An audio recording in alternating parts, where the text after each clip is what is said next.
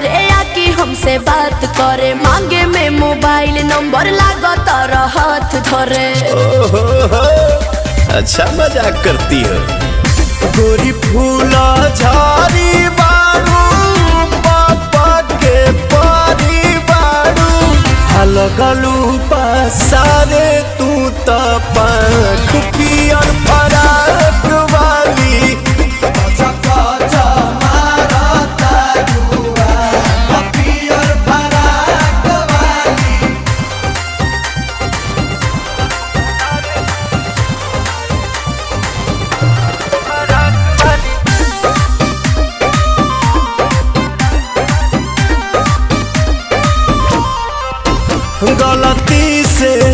गलती से ये जान टकरा गई हो, गलती से।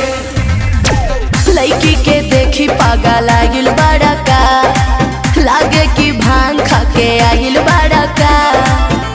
करत इशारा बारू, कहत आवारा बारू, भड़केलू कैलो मजाक पियर फराक वाली।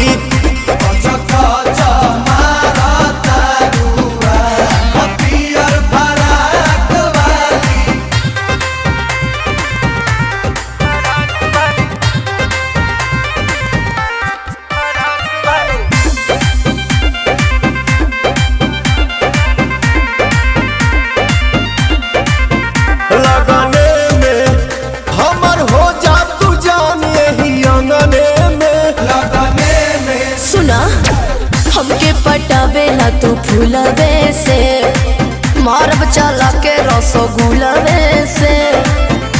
आगे आगे आंसू खोई है, पीछे पीरियम सुपई है। पवन के मान दिया तू राख पियर फराक वाली।